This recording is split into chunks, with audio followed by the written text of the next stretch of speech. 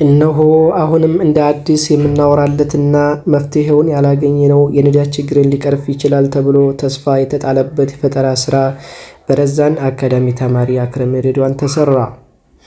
በዲፍን አዲስ አበባ ትምህርት ቤቶች በተደረገው የሳይንስና ፈጠራ አውደ ርዕይ ላይ ለውድድር የቀረበው ይህ የኤሌክትሪክና በሶላር የሚሰራው መኪና የሚኒስትሮቹን እጅ አፍ ላይ አስጭኗል። ይህ የፈጠራ ስራ የብዙዎችን ትኩረት የሳበ ሲሆን እንዲህ ባለ የቀለጠ ፕሮግራም ላይ ድምቀት ሆኖ ለ2 ቀናት ውሏል። ተማሪ አክረም ለተለያዩ የሚዲያ አካላት እንደገለጸው መኪናው ከ100 ኪሎ ግራም በላይ በመሸከም ያለምንም ማቋረጥ ባትሪውን ብቻ ቻርጅ በማድረግ እንደሚጓዝ ገልጿል። እስኪ የሰራውን ስራ በቀጣዩ ቪዲዮ እንመልከት።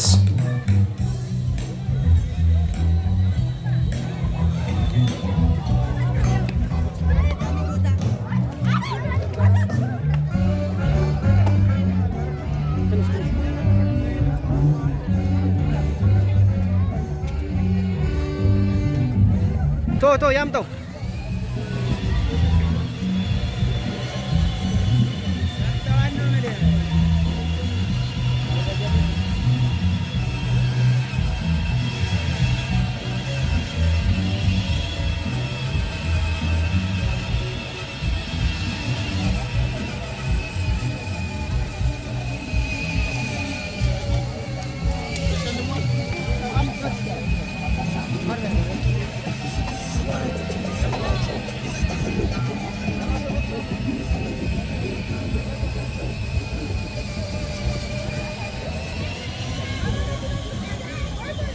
ይንዳው ተይው ምንም